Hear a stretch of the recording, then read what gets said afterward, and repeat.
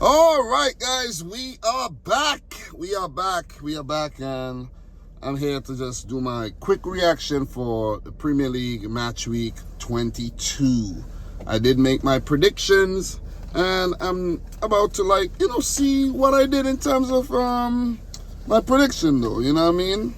Did get some of them right, and of course got some of them wrong, but I'm not trying to be too long-winded in this video because right about now it's 6 minutes to midnight. I gotta wake up for work in the morning.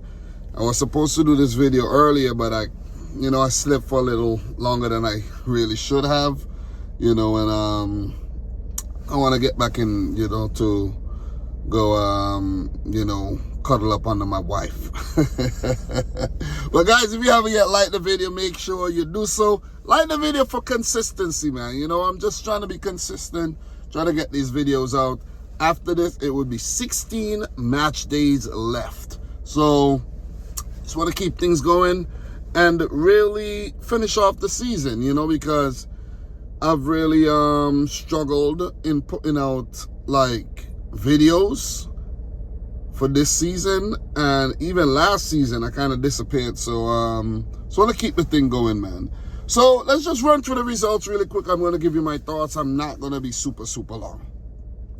Chelsea Wolves 3-1 in favor of the Blues. My prediction was a 2-2 draw, so got that one wrong. But in this game, Tosin scored from close range in the 24th minute. Then we had Matt Doherty equalizing for Wolves, and then Cucurella and Noni Madueke scoring goals, I think also from close range. Madueke could have allowed that Trevor Chalobah header to go in, but he stole his goal there. So 3-1 to the Blues, and they needed that win badly. It seems as if they couldn't even buy a win. You see what I'm saying? Even with millions of dollars in their pocket, they couldn't buy a win. So big win for Chelsea. They needed that, man. And with that win, that actually kept them in the top 4 above Manchester City, because, City had leapfrogged them into the top 4. And now Chelsea have hit the 40-point mark, and they are 4th. But that's their first win in 7 matches, I think. So 7 Premier League, man. They were just losing and drawing, but they pull it back. And they've been dealing with a lot of injuries, though. And I want to also comment on the injury problem in the Premier League. A lot of teams have been dealing with injuries to key players, fringe players. A lot of defenses have been really ravaged by injuries. But, teams have to, that's part of the season. You know what I mean? So the best team, the team that's able to cope with this, the best, will go on to definitely win the title. So another big setback for Wolverhampton Wanderers in, that 2025 have not been a good year for them, and they've actually lost 3 on the bounce. They're just outside the relegation zone still, though, because Ipswich failed to win. We'll get to that game pretty soon. So that's 3-1 in favor of the Blues. Guys, we're going to keep it moving, and the next game, let's talk about Ipswich, Manchester City. I'm going to go up the line, in terms of the matches. I did predict a 3-1 win for City, but it ended 6-0 with Ederson back in the team, keeping a clean sheet. Yeah, he did pretty okay. Pulled off some good saves, and Ipswich did have chances of their own, but failed to beat the Brazilian goalkeeper. Ipswich had 8 shots, 4 on target, compared to City's 17, 9 on target, 6 in the back of the net. So Phil Foden scored a brace, 27th and 42nd minute. Mateo Kovacic with a really good goal from distance. I like the way that goal hit the back of the net, the way it sounded. Scored in the 30th. Jeremy Doku in the 49th, really good goal. Doku had a solid game, man. Erling Haaland in the 57th, I think Doku set that one up, and James McAtee with a lofted, that ball came in, and he headed it in the back of the net to continue his great goal scoring form from that FA Cup match. So shout outs to James McAtee. I think he's a really good talent, But he needs, you know, that confidence. You know, Pep needs to instill that confidence in him by keep giving him opportunities week in, week out. And maybe we could see James McAtee fulfill that potential.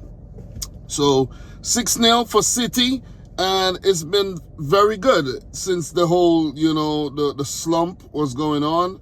And Man City are unbeaten in their last 5 to 6 matches in the Premier League. So that's pretty damn good. I think in the last 5 in the Premier League, 3 wins and 2 draws, and they're slowly becoming one of the more informed teams in the league as well. 38 points, that's 12 points off the top. You know, that's only 6 points behind Arsenal and Forest, and that point gap could, you know, disappear very, very fast. Man City could be back in second, applying pressure to Liverpool. I would love to see that. I would love to see that. That would really be a good spectacle towards the you know, that last stretch of the season. I would really like to see that. But Pep got the boys playing well. City's reinforcing the team with Abdul Kader Kusanov coming in from Lens, Vitor Ruiz coming in from Palmeiras, and Omar Mamouche from Eintracht Frankfurt. City winning the January transfer window, spending a lot of money there. You know, I know a lot of opposition fans and, you know, teams won't like that, but City are doing what they supposed to do, because that's what they were supposed to do in the summer, buy players, and we didn't see that happening. You know, but I really like the way the team's playing. And I like the fact that you could play Doku one week, or you could play Savinho. Maybe you play Grealish if he's, you know, if Pep wants to. You know, you have Bernardo Silva. You know, you have a really good range of players. Look, we have Mateus Nunes playing as a right back. Like, come on, you know, that's crazy. But anyways, man, Ipswich, they were building up some momentum. But since that win, they've drawn and lost 2. So they've really missed that opportunity to get out of the relegation zone and put some distance between themselves and, you know, Wolves and the other teams in the relegation zone, Leicester and Southampton. Ipswich been reinforcing their team, brought in a few players, Philogene and Ben Godfrey, and they're trying, man. They're trying. So, you know, that's the least they can do. So give them a lot of credit for that, though. But don't take your eyes off Manchester City as they continue to soar back towards the summit of the Premier League table. But Liverpool are, of course, at the summit and will be hard to catch, admittedly. So the next game we got, guys, Brighton, Man United. My prediction, a 2-1 win to Brighton on the road. It ended 3-1 in favor of the Seagulls. So in this game, we had Yankuba Mente scoring in the 5th minute. Really good build-up, man, between Mente and, you know, Kara Mitoma. And early goal to set the pace for Brighton. Bruno Fernandes did convert a penalty in the 23rd minute, but Mitoma came back in the 2nd minute. I think that was Mente and Mitoma linking up again. And then Jorginho Ruta in the 76th minute. I think that was a mistake by Onana, you know, parrying the ball away, and Ruta taking advantage of that. So big win for Brighton. They have United's number, and they have won the last 3 visits to Old Trafford, which is crazy. United are in the mud. The manager, Amorim, said some things about, you know, some harsh words about the team and the current state of the team. Man, United, I don't even know what to say about this team, man. This team is just, I don't know, maybe they're cursed or something, man, because this is nuts. This is nuts. Don't matter what they do, don't matter who they bring in, they just continue to struggle. They are 13th in the league, closer to the relegation zone than they are to the top, 26 points. Liverpool are 24 points ahead of Man United, while Manchester United are only 10 points ahead of the relegation zone. This is critical, man. This is critical. United, they got to do something. I see they're linked to this player, that player, but should players go there? You know what I mean? Should players believe in the project and go there? Well, they have the name, they have the, you know, the legacy. that's the only thing they got working in their favor, because their current form and the way they've been playing, you know, across the last 3 seasons is not attractive at all. So, yeah, United are in the mud. You have teams like Bournemouth and Aston Villa, Brighton, Fulham, Brentford, all doing better. Even the Crystal Palace, look at what Forest are doing.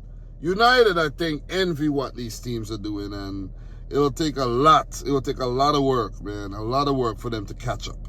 So, 13th, 26 points. Brighton, a 9th, 34 points. They're soaring high, and as I like to say, the seagulls fly through any weather. So, great job by Brighton, their young manager. And the team is just a bunch of talented players that just keep impressing week in and week out. So, let's keep it moving, man. Don't want to go too deep into these matches because I don't want to be here going down a rabbit hole. I have a lot of games to run through. So, Everton, Tottenham, I predicted a 1-1 draw. At least I did not predict Everton to lose. And in the last game that they would face Tottenham at Goodison Park, Everton turned out 3-2 winners. A team that couldn't score any goals, like hardly any goals across the last 10 games. They go on to beat Spurs 3-2. Spurs, man. Spurs, I don't know, man. I don't know. There's just something rotten about this team, you know. United and Spurs, man. They just stink, man. I don't know what is going on with these teams. These teams are just a blight. You see what I mean? They're just a blight, man. It's like, no matter who they sign, what they do, who they appoint manager, it's just like the same old story year after year, season after season. So, in this game, Calvert-Lewin in the 13th minute, that was a really good goal, man. That should do his confidence a world of good. And Ndiaye scoring another brilliant goal. That's reminiscent of the goal he scored against Manchester City as well. And then Archie Gray's own goal in first half extra time. 3-0 to Everton at halftime. Do you believe that? Spurs did fight their way back into the match with a 77th minute goal by Dejan Kulusevski, who's arguably been their best player this season. And Richarlison came off the bench to put in one from close range in the 92nd minute. It could have easily, ended in a comeback draw for Spurs. Everton could have well gone on to score more, but I think, fitting result, a game of 2 halves with Everton dominating in the first half and Spurs fighting back in the second half. So this is the worst ever position Spurs have been in after 22 matches, with the most loss at this point of the season for any Spurs team. 12 losses. These guys are 15th in the league, man. 15th in the league. Everton is 16th, 20 points. Just appointed David Moyes.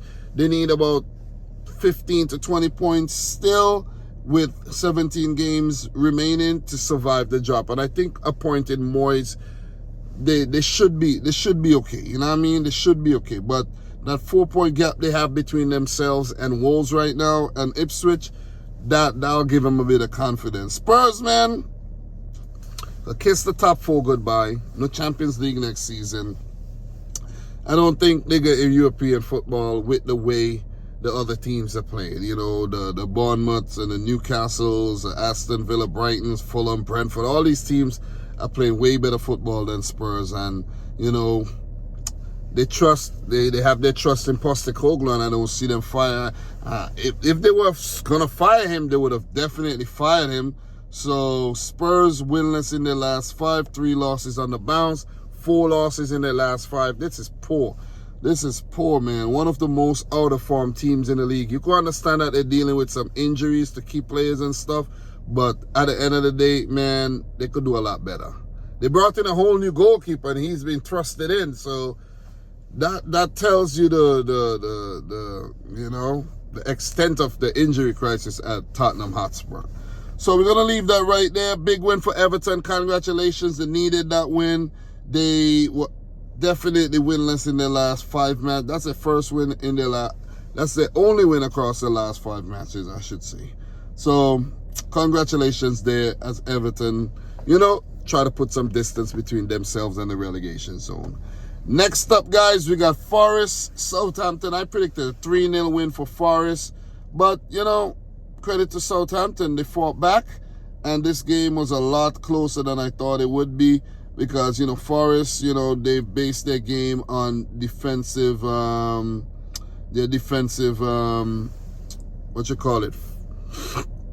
being formidable defensively. And, you know, Southampton definitely... All right, before I was rudely interrupted, the devil is trying me, you know. The devil is definitely trying me. But my thing, like, froze up. The phone wasn't responding in terms of the... you know, bringing up the freaking score and all of that so I could talk about the game, and then my device ran out of storage, and now, you know, my internet's not working. Like, come on, man. Messing with me right now. It's late. Anyways, Forest 3, Southampton 2. Elliot Anderson in the 11th minute. That was a really good goal. Hudson-Odoi in the 28th. Another really good one. And Chris Wood header in the 41st minute. He continues to be very, very prolific this season. 3-0 for the first half for Forest. But Southampton won the second half with a Bednarek goal in the 60th minute and a Paul Onuachu goal in the 91st minute. Onuachu scoring his first Premier League goal. I don't mean to laugh, but I remember when they signed him about 2 seasons ago, and he's just scoring his first goal. Paul Onuachu, the giant, man. Anyways, 3-2 for Forest. They continue, you know, their great form, and they're definitely the most informed team in the league because they're unbeaten in their last 5 matches, and they just keep picking up these really, really good wins against quality oppositions. But Southampton are no quality opposition. They've only picked up 6 points this season, and they suffer yet another loss. So that is now 18 losses for Southampton. I really don't know how many losses on the bounce they've suffered, but I know they've definitely lost their last 5. We know that. We know that. Them and Leicester.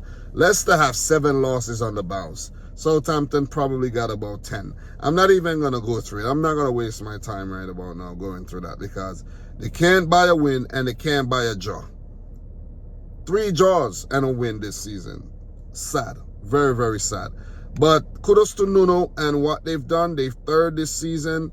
They're 44 points on the, you know what I mean? They got 44 points in the table right now.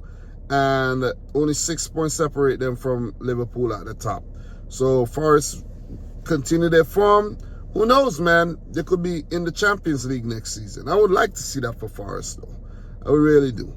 You know, so, guys, we're going to keep it moving, though. We got a few more matches to talk about. And don't want to be super, super long-winded here. So, I'm just going to continue running through these games. So, the next game up. Arsenal, Aston Villa. Listen, man. I don't know, man. Arsenal are just a sad team, in my opinion, because when they have the opportunity to put the pressure, keep the pressure on Liverpool, look at what they go and do. They go and they drop points. You see what I mean? Right now, the point gap is 6. It should have been 4. It should have been 4 points. And if Liverpool had lost that game or drew that game against Brentford, like they looked like they were about to draw the game, Arsenal would have been even closer. But, you know, of course they had to go and draw to Aston Villa. My prediction was a 1-1 draw. I called this. I knew this was going to happen. Villa got Arsenal's number. And the fact that Unai Emery was a former Arsenal manager and he got so much to prove, you know, because of the way Arsenal treated him, you know, they suffer yet another setback against Aston Villa. So, in this game, Gabriel Martinelli in the 35th, Kai Havertz in the 55th. And this makes matters even worse because Arsenal were leading 2-0. 2-0, and you allow Aston Villa to get back in the game. Tielemans in the 60th, Ollie Watkins in the 68th. And you know what they say, the rest is history, you know. Point apiece for both teams. Well deserved for Aston Villa because they fought back. And, you know, Arsenal could have well gone on to lose this game. They could have went on to lose this game. So 18 shots a goal for Arsenal, 6 on target. Villa with 8, 4 on target. They had very little of the ball, but they were clinical when they had those opportunities. So, look, man, Villa, they continue to be very, very consistent. In the last 4 games, they picked up 2 draws and 2 wins. It's pretty good. Seeing that they were going through a bad patch of form late last season. Arsenal, they're in good form. They're picking up points. They're not losing matches per se, but at the end of the day, they're not, they're dropping points at the most inopportune time when they're supposed to be applying the pressure and keeping their foot or their feet on Liverpool neck, but they're not. See, so I can't take Arsenal serious, man. You know what I mean? If you're looking for a team to put up a fight and, fight for this title with Liverpool, obviously it's proven not to be Arsenal. It ain't them. I don't know, man. One week it look like they're gonna put up a fight. The next week they look like they don't know what they're doing. Seriously. Connection is really bad right now, man. I don't know why the connection is treating me like this, but the connection is acting really weird. But let's keep it moving, man. Next game up, we got Leicester Fulham. I predicted a 3-1 win for Fulham, and it ended in a 2-0 win for the team from London. So my internet is not, I don't know what is going on here, man. I don't know why this thing always does this. Don't know why it always does this. Whenever I'm trying to do a video is when it chooses not to work. Always. So I just refreshed the page. Just want to pull it up. All right, I'm good. So Smith were in the 48th minute and Adama Traore being clinical there for once in the 68th minute to give Fulham a 2-0 win. Leicester did create chances. They had 8 shots, 4 on target. But, Fulham outshot them, outscored 17 shots with only 2 on target. Didn't test the goalkeeper that much, but did go on to win the game. And, Fulham needed this win because they were kind of, losing a bit of steam there. That was one within their last 4, and they lost their previous match, so they needed to bounce back there. They do have 33 points so far this season after 22 matches. And I think there's absolutely no pressure on Fulham because Fulham was known famously as a yo-yo club where they will come up, they will go right back down. And it just kept happening until this last, few campaigns where Marco Silva, have them playing some really, really quality football though. So as for Leicester, they're in the relegation zone, stuck on 14 points. They've lost their last 7 matches. They should have never sacked Steve Cooper. Steve Cooper was doing a lot better than this. Steve Cooper had Leicester looking like they were about to just, scrap their way to like a 16, 17 place finish and survive the drop and then basically rebuild and, straighten up for next season. But it looked like they're going back down, man. I don't know. They need to really start picking up some serious points if they are to stay up. So we are going to keep it moving, guys. No need to linger on this match. Not the biggest game, but still we have more games to talk about. We have 3 more matches. So Brentford, Liverpool. I did predict a 2-1 win for Liverpool. They went on to win the game 2-0. And this game really pissed me off, And I say this not because I don't want Liverpool to win, but it's the fact that my team, City, played Brentford recently, and we were 2-0 up and allowed Brentford to come back and draw the game. And you could see the fight and the effort that they put in and, just the way they played their football, and it was like so spirited. And I'm like, God damn. But then you have Liverpool. You have your grip on this game to just go and finish 0-0. And you allow Darwin Núñez to come off the bench and score 2 extra time goals. Not 1, but 2. You see what I'm saying? Switched off. While against Man City, you're on your game. These teams only have strength for Manchester City. They only got strength for Manchester City. You see what I mean? Come up against Liverpool, you're shaking in your boots. Can't finish off a game, can't manage the game properly. It just annoys me. Seriously. It really just annoys me, you know. But kudos to Slot for making those changes there towards the end. Nunes, credit to him, put his hand up and he scored some really good goals. 91st, 93rd minute goals.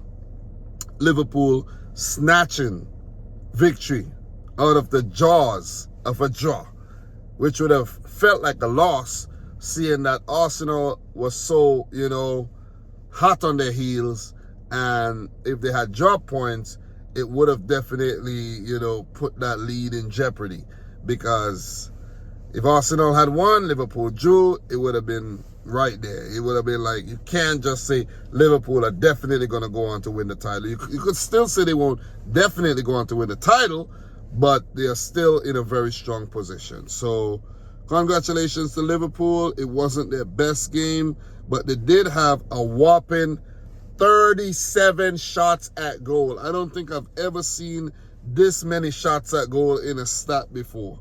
37 shots, 8 on target, not clinical enough at all. If you have 37 shots at goal, goddamn, and you could only put in 2 at extra time, not good, not good. Credit to Brentford's goalkeeper as well, you know, for keeping them in the match that long. But at the end of the day, still, man, still, defensively, Brentford were very, very, very poor in this game when you really check the stat here, and letting in those 2 late goals. Very, very, very poor. Unacceptable. And did not take their opportunities. Johan Wissa and Mbeumo, y'all only good for them other teams, man. You come up against Liverpool and you draw 0. I'm just saying. I'm not being bitter or petty or anything. I'm just saying it was a very frustrating match to watch as an opposition rival. Very, very frustrated. You're like, yeah, boy, Liverpool about to drop points, and then bam, bam. Take that. 3 points for Liverpool, for the Reds, and they break their slump of 2 draws to go on to win this game. So Liverpool on top, 50 points. And as for Brentford, they're 11th with 28 points. They've been so-so in their last 5 matches, to say the least. So last 2 matches, guys. Let's just run through these games. We have West Ham Palace. I did predict a 2-2 draw. I didn't know where the game would go, but it was Palace that ramped to a 2-0 win. So kudos to Oliver Glasner and Palace for winning this London derby. Didn't really have confidence in Palace going on to win, so I didn't really predict them to. But I knew the game could have gone any which way. So Mateta with a very good first goal, played in behind and slotted in brilliantly. And we had Mavropanos receiving a second yellow in the 80th minute, sent off. And Mateta again from the penalty spot in the 89th minute. Big win for Crystal Palace as they continue to march towards, you know, more upwards in the table. So Palace are 12th, 27 points. That's really good. They don't have to. They were very close to the relegation zone recently, but now they're unbeaten in their last 5 matches, and they, you know, could rest a bit easy and don't have to worry about being relegated. As for West Ham, they're 26 points. Newly appointed Graham Potter as their manager. This would serve as a setback, but still, you know, West Ham will be okay. They're looking to sign a striker. I see them in link to signing Jean Duran from Aston Villa, trying to splash almost 60 million on that the young Colombian. I don't know, man. West Ham, let's say they sign Jean Duran for 60 million. Let's say Villa say, yeah, give me 70 million. I'll take the 70 million. And they sign Jean Duran. Is Jean Duran going to go to West Ham and show the same qualities and continue his great form at West Ham? You see what I'm saying? It's not guaranteed. You see that happen. You see West Ham and these teams buy up players. Look at Fulkrog, you know, and they never really hit their strides. They never really fulfill their potential. So it's left to be seen, man. It's left to be seen. I think teams like West Ham are better off basically going down in the championship, signing the best striker down there for, you know, 20, 25 million and or going to the French league or one of these places and signing a nice gem and, you know, getting the best out of a player like that, but not splashing the large amount of money like the top 6 teams would do. So 2-0 to Palace. Well done. And last but not least, Newcastle Bournemouth. Guys, I did predict a win for Newcastle, for them to win 10 games on the bounce. But Bournemouth took Newcastle to the cleaners. And this is Eddie Howe's former team. And he can't seem to get the best of his former team, man. Every time he come up against Bournemouth, he failed to win. And this game was a blowout, man. It was a blowout. Justin Kluivert with a hat-trick, and this time not from the penalty spot. So Kluivert in the 6th minute, Bruno Guimaraes with an equalizer in the 25th. Really good header there. And it was 1-1 until Kluivert scored again in the 44th minute. And I think that was after, after Kluivert scored, a Ouattara goal was chalked off. But then Kluivert scored again in extra time. It was 2-1 going into the late embers of the match. Kluivert scored from distance in the 92nd minute, and Milos Kerkez with a really good goal from left back in the 96th. Listen, this guy Kerkez, he's gone in the summer. And I was thinking, Liverpool need to sign that guy. Liverpool got a left back problem in my opinion. Robertson has really fallen off the pace. I don't know. Players decline really fast at Liverpool, you know. And Robertson is one of them. I remember a couple seasons ago, Liverpool fans were saying Fabinho is the best defensive midfielder in the world and this, that, and the third. And then he just fell flat on his face. They sold him. He was gone really, really fast. You know, so Robertson, Robertson needs, you know, go to West Ham or one of these teams. Crystal Palace. Oh, man. But Liverpool need to sign Milos Kerkez. If they don't sign Milos Kerkez, I must say, Man City, sign up Kerkez. Have a really, really good left back in your team. Vardiel could play center back or left back sometimes or whatnot, but we need a left back too. So Liverpool sign him before City does, because you need him more. So big win there for Bournemouth as they continue to surge towards the high in the table. Newcastle, that will be a minor setback for them because they've been in really good form. They've actually was the most informed team in the league, and Bournemouth are also one of the more informed teams in the league. No losses in their last 5 matches. So Bournemouth are 7th with 37 points. Newcastle 6th with 38 points. And, it was a really exciting match week of football there. Guys, we got Champions League football coming up later today and also tomorrow. I have not really been talking about the Champions League. I haven't been watching a lot of Champions League football as well. I've just been watching my team City play, and when I could, one of the other English teams. But I have not been watching highlights. I haven't talked about the Champions League match weeks. I just haven't, I just can't keep up with it, man. It's too much.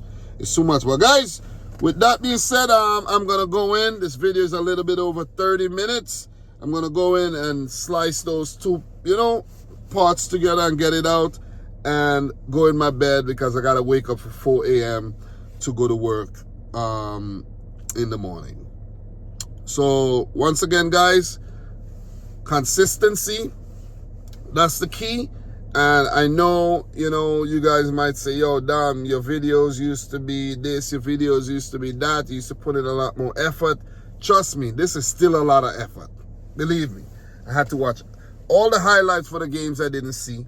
And I watched a few games as well. And now I had to come and talk about the matches. So, guys, thanks for watching. Like the video if you haven't yet done so. Subscribe if you're new. If you got all the way to the end of this video, if you're watching this right now, drop 2 fire emojis. 2 fire emojis if you got all the way to the end. That would tell me that, hey, I got to the end and I'm one of your, your biggest supporters, and I want you to continue doing this. 2 fire emojis. Let's see how many fire emojis we get in this video. Guys, thanks a lot for watching. I'm your boy Dom. Subscribe if you're new. Like the video if you haven't yet done so. And until next time, peace out. Rich Squad. Guys, we talk.